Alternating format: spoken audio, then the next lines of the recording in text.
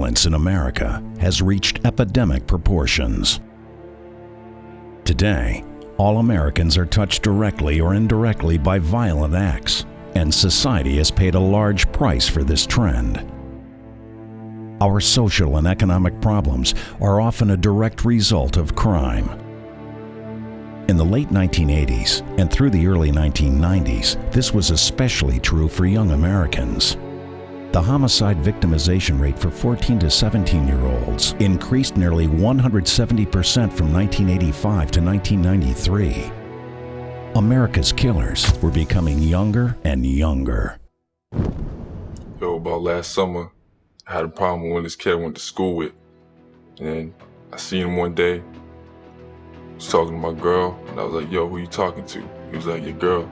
So I just pulled out my hammer and blamed him. And that's it. That's how it goes. Was committing crimes and running the street, basically. But I didn't think I'd be doing adult time, you know? You got some kind of a problem on Main Street by, near Chatham, actually, right by the Plaza Garage? There's more kids in the street, they're unsupervised, they're everywhere. Late at night you see 10, 11, 12-year-olds in the street.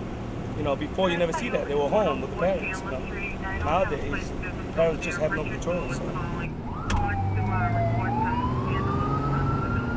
Studies indicate that the proportion of youth involved in violent behavior and the rates of violent offending have not declined since the peak years in the mid-1990s. Today, homicide continues to be the second leading cause of death for young people. On the average, 15 people between the ages of 10 and 24 are murdered in the U.S. every day, and 80% of those are killed by firearms. The United States holds the unenviable record for death by homicide among young people throughout all of the developed nations of the world. Only in countries that are at war does violence exact a higher death toll among the children. What is happening in America's neighborhoods?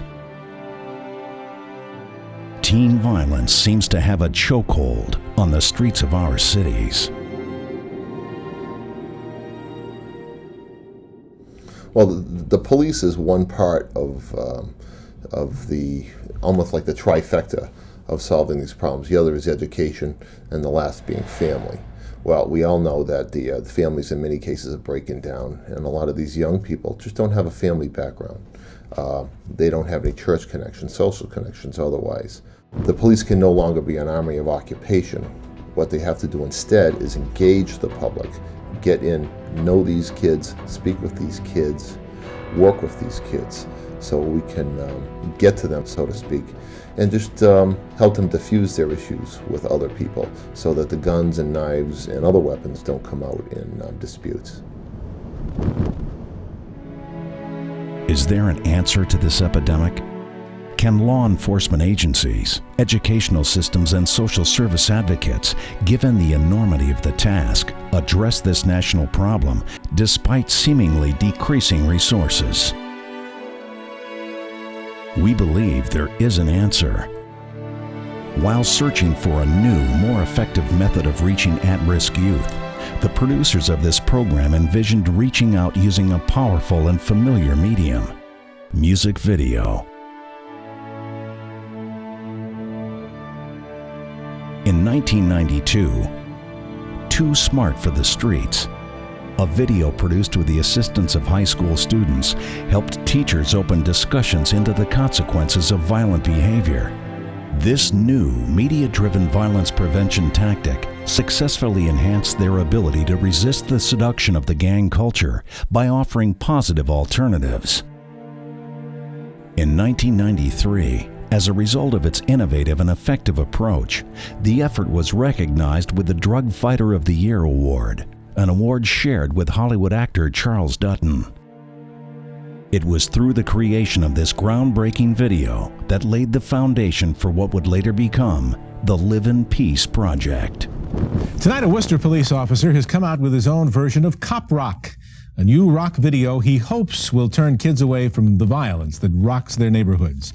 And he has used his own musical talent and a few recruits from the streets.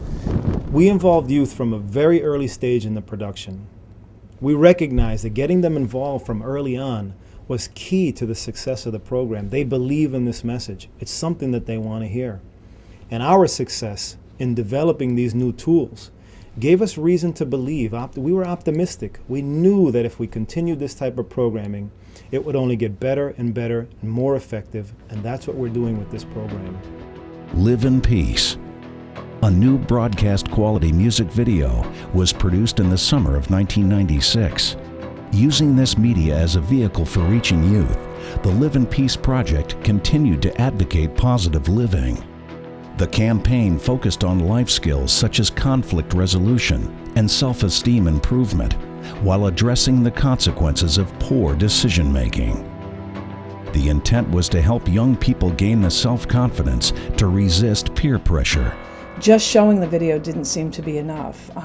So a group of us in the community sat down together, and that was represented by police officers, myself, people from the Worcester Public Schools who worked in education, English teachers, and we developed a guide that would facilitate the actual video and help the students to bring it a step further.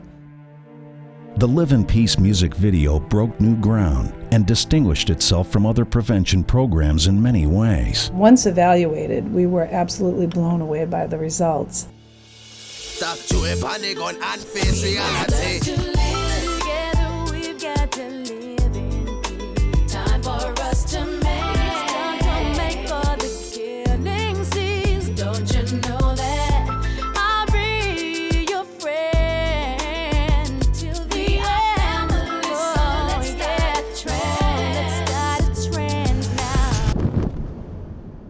As a result of the collaborative effort of the police, justice, and education systems, Live in Peace and its pioneering methodology has been recognized nationally with a Cine Golden Eagle, 2 Bronze Telly Awards, and a Cable Ace nomination.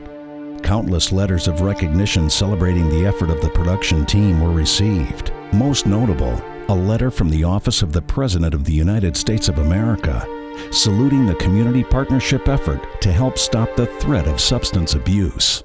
We had tremendous success in developing these new tools.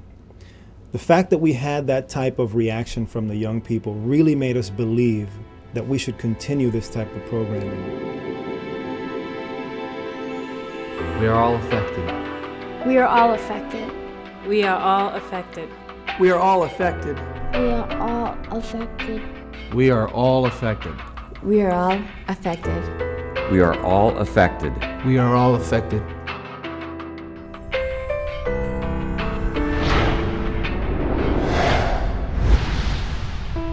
Affected. A more comprehensive vision. The culmination of 12 years of development. The design of this new program integrates the successes of its predecessors. Affected consists of 4 equally important components.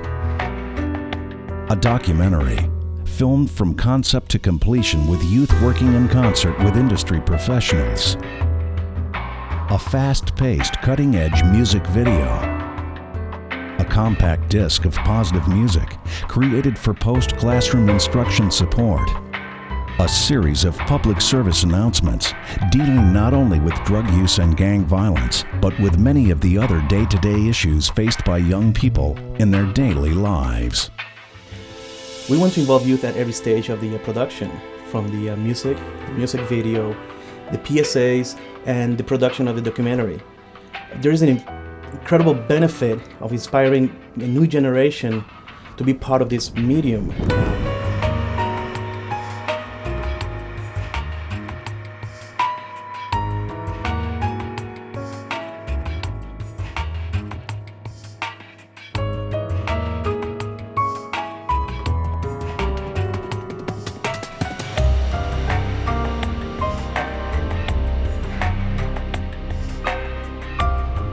We have to do whatever is necessary to preserve our most important national resource, our children.